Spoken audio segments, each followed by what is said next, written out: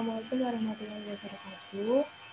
Kami dari kelompok 3 dengan anggota Anissa Fatmaningrum, Aulia Fajumairani, dan Yolafila Anggini akan mempresentasikan tentang nilai, norma, moral, dan etika. Yang pertama, definisi. Definisi dari nilai adalah suatu keyakinan mengenai cara bertingkah laku dan tujuan akhir diinginkan individu dan digunakan sebagai prinsip atau standar dalam hidup. Norma adalah segala aturan yang harus dipatuhi. Moral adalah pengetahuan yang menyangkut budi pekerti manusia yang beradab. Etika adalah aturan perilaku, adat, kebiasaan manusia dalam bergaul antara sesamanya dan menegaskan mana yang benar, mana yang buruk. Jenis nilai. Yang pertama, power, kedua, achievements, ketiga, hedonism, keempat, stimulation, kelima, self-direction, keenam, universalism, ketujuh, benevolence, kedelapan, tradition, kesembilan, conformity, kesepuluh, security. Jenis-jenis norma. Norma berdasarkan sifat, yaitu norma formal dan norma non-formal. Yang kedua, berdasarkan daya pengikat, ada norma cara, kebiasaan, adat istiadat, hukum, dan mode.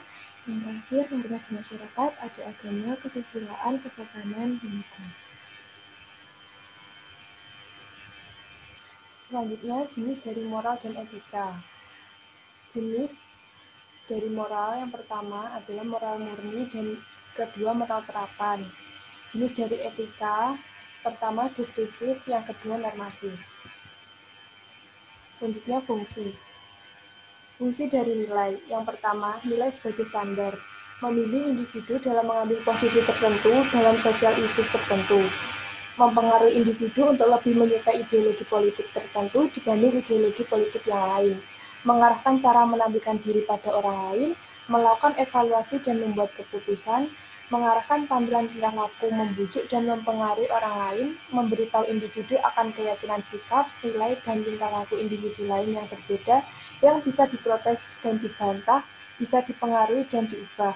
Yang kedua, sistem nilai sebagai rencana umum dalam memecahkan konflik dan pengambilan keputusan. Situasi tertentu secara tipikal akan mengaktifasi beberapa nilai dalam sistem nilai individu. Umumnya, nilai-nilai yang teraktivasi adalah nilai-nilai yang dominan pada individu yang bersangkutan. Yang ketiga, fungsi motivasional.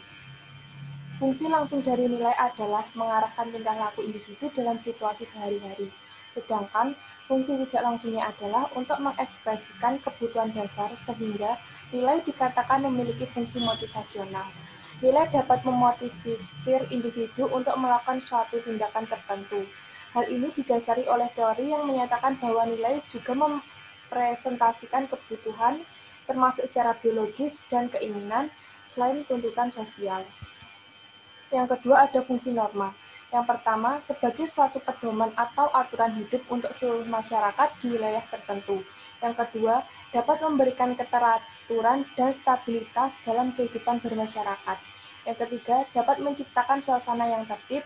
Yang keempat, fungsi norma yang merupakan wujud konkret terhadap berbagai nilai di masyarakat. Yang kelima, mengikat seluruh warga masyarakat. Hal ini karena fungsi norma disertai dengan adanya sanksi bagi yang melanggar. Yang keempat ada fungsi moral dan etika. Yang pertama, fungsi dari moral. Di dalam ajaran moral memuat pandangan tentang nilai dan norma moral yang terdapat pada sekelompok manusia yang mengajarkan bagaimana orang harus hidup. Ajaran moral merupakan rumusan sistematik terhadap anggapan tentang apa yang bernilai serta kewajiban manusia, supaya menjadi baik sebagai manusia. Ada perbedaan antara kebaikan moral dan kebaikan pada umumnya. Kebaikan moral merupakan kebaikan manusia sebagai manusia, sedangkan kebaikan pada umumnya merupakan kebaikan manusia dilihat dari satu segi saja, misalnya sebagai suami atau istri, atau sebagai pustakawan. Yang kedua, fungsi dari etika. Etika tidak langsung membuat manusia menjadi lebih baik, itu ajaran moral, melainkan etika merupakan sarana untuk memperoleh orientasi kritis berhadapan dengan berbagai moralitas yang membingungkan. Etika ingin menampilkan keterampilan intelektual, yaitu keterampilan untuk berargumentasi secara rasional dan kritis. Orientasi etis ini diperlukan dalam mengambil sikap yang wajar dalam suasana pluralisme. Pluralisme moral diperlukan karena yang pertama, pandangan moral yang berbeda-beda karena adanya perbedaan suku, daerah budaya, dan agama yang hidup berdampingan. Yang kedua, modernisasi membawa perubahan besar dalam struktur dan nilai kebutuhan masyarakat yang akibatnya menantang pandangan moral tradisional. Yang ketiga, berbagai ideologi menawarkan diri sebagai penuntun kehidupan, masing-masing dengan ajarannya sendiri tentang bagaimana manusia harus hidup. Hubungan etika, nilai, norma, dan moral. Etika adalah ilmu yang secara kritis membahas alasan manusia mengikuti aturan moral atau cara menyikapi suatu hal dengan sesuai ajaran moral. Di sisi lain, etika juga berkaitan dengan kebiasaan hidup baik dan tata cara hidup yang baik. Kebiasaan hidup yang baik ini dianut dan diwariskan dari generasi ke generasi lain. Dalam arti, etika sama maknanya dengan moral. Manusia yang bermoral adalah manusia yang memiliki tingkah laku yang baik. Tingkah laku yang bernilai baik ini hanya dapat dinilai oleh orang lain. Karena nilai baik ataupun buruk adalah ukuran subjektif seseorang terhadap suatu hal. Kemudian, moral-moral yang berasal dari budaya yang berbeda-beda itu dikelompokkan sehingga terbentuklah norma yang menjadi aturan dan pembatas bagaimana manusia bertingkah laku. Norma adalah aturan mengenai tingkah laku yang mengikat dan berlaku di masyarakat. Norma cakupannya lebih sempit dari etika. Norma hanya menjelaskan macam-macam aturan tentang tingkah laku yang ada, sedangkan etika memahami secara kritis suatu nilai moral dan alasan mengapa setiap orang harus mematuhi norma tersebut. Dengan adanya kesadaran beretika, manusia secara sadar maupun tidak sadar akan mematuhi norma-norma tersebut.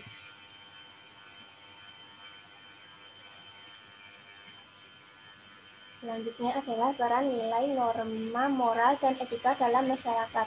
Warga negara Republik yang terdiri dari beraneka ragam suku, bangsa, agama, dan keyakinan, budaya, dan adat istiadat memerlukan adanya kesadaran yang cukup tinggi dalam hubungannya sesama warga negara. Oleh karena itu, perlu adanya penanaman dan membiasakan sikap yang berlandaskan nilai-nilai Pancasila dalam kehidupan sehari-hari. Sangat perlu dari usia dini dalam rangka pembinaan dan pembentukan pribadi warga negara. Dengan pembentukan sikap yang berlandaskan nilai-nilai Pancasila, maka akan terbentuklah warga negara yang baik. Apabila sebagai warga negara Indonesia tidak ditanamkan pembentukan sikap dan nilai yang baik, maka akan menimbulkan dampak negatif seperti kenakalan remaja. Oleh karena itu, dapat disimpulkan bahwa lembaga pendidikan atau sekolah berperan penting dalam penanaman nilai dan pembentukan sikap seseorang. Mengapa penanaman nilai dalam rangka pembentukan sikap warga negara perlu diterapkan dalam kehidupan sehari-hari? Karena kecerdasan yang tinggi tanpa dibarengi moralitas yang baik mungkin akan berbahaya bagi diri sendiri dan umat manusia. Bagaimana manusia bersikap dan melakukan perbuatan lahir dan batin sebagai dorongan kehendak yang didasarkan atas putusan akal, rasa, dan kehendak sikap, perkataan, dan perbuatan tersebut senantiasa diarahkan kepada kebenaran dan kebaikan. Pada diri manusia harus selalu ada kemampuan untuk menyelenggarakan kerjasama akal, rasa, dan kehendak itu dalam hubungan kesatuan. Akal ialah yang memberikan pengetahuan tentang perbuatan bagaimana yang harus dilakukan. Rasa yang mengujinya dengan berpedoman kepada hasratnya sendiri, sedangkan kehendaklah yang menentukan sikap akan dilakukan atau tidaknya. Penelitian tentang nilai, norma, moral, dan etika. Yang pertama, penelitian dengan judul penanaman nilai dan norma dalam pembentukan pribadi siswa di SMA Muhammadiyah. Penanaman nilai dan norma pada siswa SMA Muhammadiyah 2 Bandar Lampung mempunyai peran terhadap pembentukan kepribadian melalui pendidikan karakter. Pendidikan karakter disebutkan sebagai pendidikan nilai, pendidikan budi pekerti, pendidikan moral, pendidikan watak yang bertujuan mengembangkan kemampuan seluruh warga sekolah untuk memberikan keputusan baik buruk, memelihara apa yang baik, dan mewujudkan kebaikan itu dalam kehidupan sehari-hari dengan sepenuh hati melalui 1. Pendekatan penanaman nilai, 2. Pendekatan nilai kognitif, 3. Pendekatan analisis nilai, 4. Pendekatan klarifikasi nilai, 5. Pendekatan pembelajaran berbuat. Yang kedua, penelitian dengan judul Analisis Penerapan Etika dan Hukum Kesehatan pada Pemberian Pelayanan Kesehatan di Rumah Sakit Nene Malomo, Kabupaten Cibereng, Ratang. Berdasarkan penelitian yang dilakukan di Rumah Sakit Nene Malomo di Kabupaten Sidrap pada tanggal 15–14 Juli 2018, maka dapat disimpulkan jika pelayanan kesehatan yang diberikan di Rumah Sakit Nene Malomo, Kabupaten Sidrap dalam kategori memuaskan pasien. Penerapan etika dalam pemberian pelayanan kesehatan sudah baik dan sesuai dengan aturan kode etik dan penerapan hukum kesehatan dalam pemberian pelayanan di Rumah Sakit Nene Malomo, Kabupaten Sidrap sudah baik dan sesuai dengan aturan perundang-undangan yang berlaku. Contoh umum nilai, norma, moral, dan etika, yaitu menolong. Menolong itu perbuatan yang mengandung nilai. Perbuatan yang baik dilakukan oleh setiap orang.